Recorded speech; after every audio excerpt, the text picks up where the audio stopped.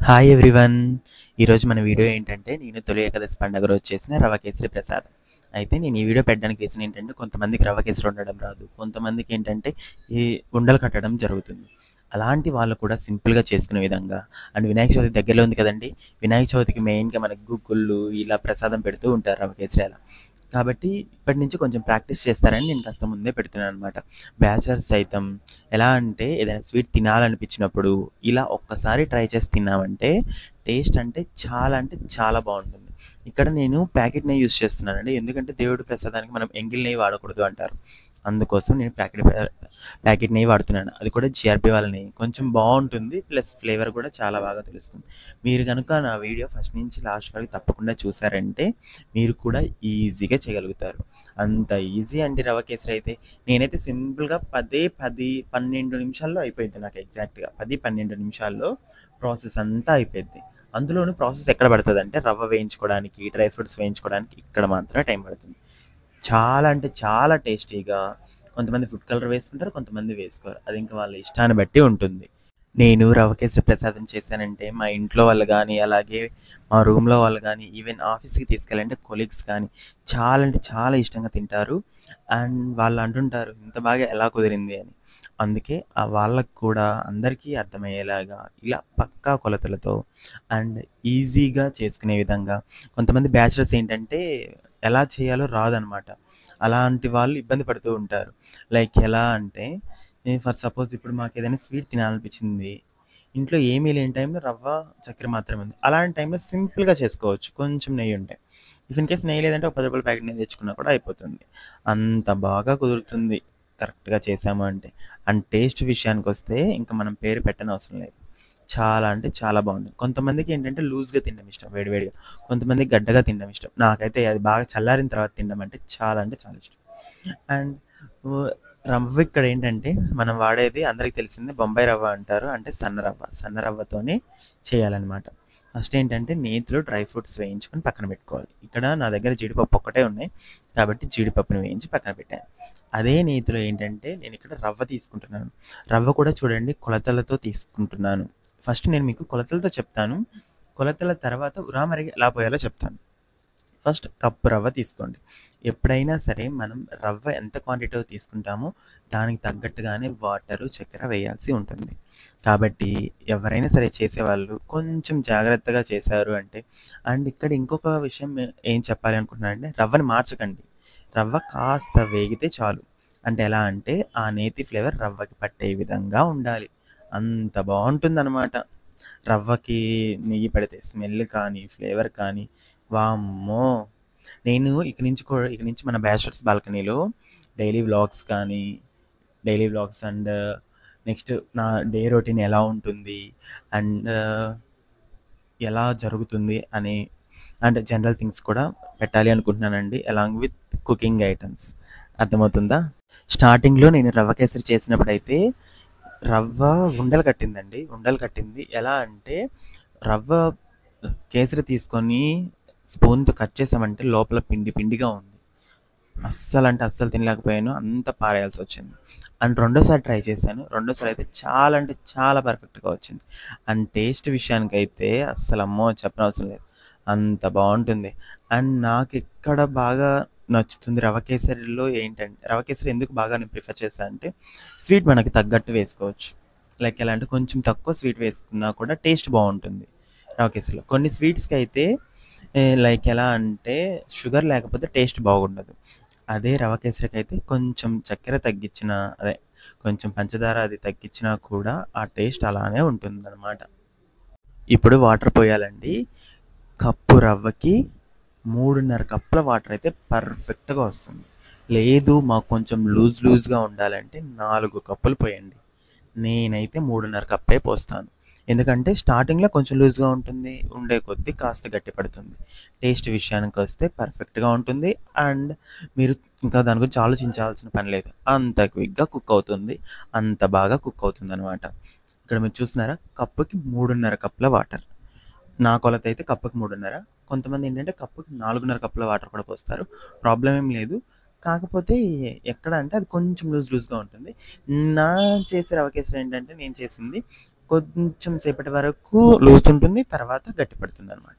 సరే, వాటర్ బాగా బాయిల్ అవ్వాలి.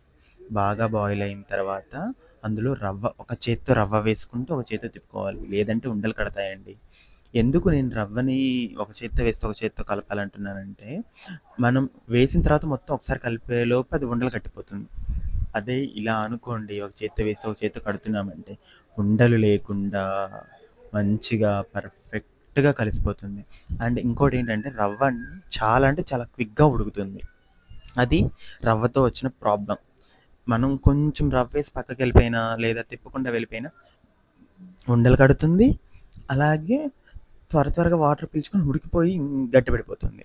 అందువల్ల దగ్గరుండి చేసుకోవాల్సిన రెసిపీ అనమాట. అండ్ కాకపోతే క్విక్గా 10-12 నిమిషాల్లో అయిపోతుంది. మీరు గమనిస్తే నేను మీకు కంటిన్యూగా ఒక పక్క వీడియో తీస్తూనే ఒక పక్క కుక్ చేస్తున్నాను, ఎక్కడ కట్ చేయలేదు. మహా అయితే ఒక half minute or 1 minute cut చేస్తుంటాను, అంతే తప్ప ఎక్కడ వీడియోని కట్ చేయకుండా ఫస్ట్ నుంచి లాస్ట్ వరకు మీకు అలాగే చూపిస్తున్నాను. ఇలానే తిప్పుతూ ఉండాలి, లేదంటే ఉండలు కడుతుంది. బాగా అది ఉడికింది అని అనుకున్న టైంలో పక్కన చక్కెరని రెడీ చేసి పెట్టుకోండి. అండ్ ఇక్కడ ఇంకొక విషయం నేనేం చెప్పాలనుకుంటున్నాను అంటే, మనం రవ్వని నేతిలో వేయించడం వల్ల ఆ ఫ్లేవర్ కానీ ఆ టేస్ట్ కానీ అబ్బో ఎక్సలెంట్ అంటే ఎక్సలెంట్, అంత బాగుంటుంది. మన వంటలు మనం చెప్పుకుంటే బాగుంటుందా? నలుగురు చెప్తేనే బాగుంటుంది. నా వంటలు అయితే మా అమ్మ వాళ్ళు కానీ, అలాగే ఫ్రెండ్స్ కానీ, అలాగే కొలీగ్స్ కానీ అందరు చెప్తారు చాలా బాగుంది అని. ఫస్ట్ ఎవరైనా ఫెయిల్యూర్ అవుతారు. ఒకసారి ట్రై చేసినప్పుడు రాదు, రెండోసారి ట్రై చేసినప్పుడు రాదు, మూడోసారి ట్రై చేస్తే తప్పకుండా విన్ అవుతాం. అది ఏ విషయంలో అయినా సరే 1కి 2 సార్లు ప్రయత్నించాలి. అండ్ ఇంకొకటి ఏంటంటే, హార్డ్ వర్క్ నెవర్ ఫెయిల్స్ అంటారు. మనం ఎంత కష్టపడితే అంత ప్రతిఫలం అనేది ఉంటుందన్నమాట. ఇప్పుడు మనం చక్కెర విషయానికి వద్దాం. ఇది ఒక పక్క కొంచెం ఉడుకుతున్న టైంలోనే సిమ్లో పెట్టండి. అండ్ ఇంకొకటి చెప్పడం మర్చిపోయాను, మీరు ఇందులో రవ్వ వేయించిన దగ్గర నుంచి ప్రతి ప్రాసెస్ వరకు సిమ్లో పెట్టే చేయాలి. సిమ్ అంటే మరీ సిమ్లో కాదు, మీడియం ఫ్లేమ్లో పెట్టే చేయాలి. అండ్ ఎప్పుడైతే రవ్వ ఉడుకుతుందో అప్పుడు సిమ్లోనే పెట్టాలి, ఎందుకంటే రవ్వ చాలా క్విక్గా ఉడుకుతుంది. నేను ఇక్కడ కప్పు సేమియాకి 3.5 కప్పుల వాటర్, కప్పు చక్కెర. ఎందుకంటే షుగర్ ఎక్కువ తినేవాళ్ళు ఎలా అంటే, కప్పు రవ్వకి 1.5 కప్పుల చక్కెర, 4 కప్పుల వాటర్ వేస్తారు. కానీ నేను ఇక్కడ కప్పు రవ్వకి కప్పు చక్కెర, 3.5 కప్పుల వాటర్ వేసాను. ఇలా చేస్తే షుగర్ ఎక్కువ అనిపించదు, ఈవెన్ షుగర్ పేషెంట్స్ కూడా తినగలిగే విధంగా ఉంటుంది. అండ్ టేస్ట్ విషయానికి వస్తే ఇంకా మీకే చూస్తుంటే అర్థమైపోతుంటుంది, ఎందుకంటే ఉండలు లేకుండా పర్ఫెక్ట్గా. అండ్ షుగర్ అయితే ఎక్కువ లేదు, అలా అని అస్సలు తక్కువ లేదు, చాలా అంటే చాలా పర్ఫెక్ట్గా ఉంది. ఈవెన్ షుగర్ పేషెంట్స్ కూడా హ్యాపీగా తినొచ్చు.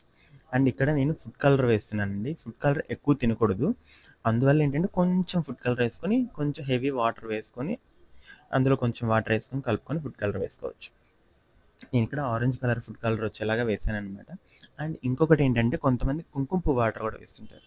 కుంకుమ పువ్వు వాటర్ వేస్తే ఇంకా మంచిది, ఎందుకంటే ఇవి ఆర్టిఫిషియల్ అంటారు కదా, ఇవి తినకూడదు అలా ఇలా అంటారు కదా, అందుకోసం.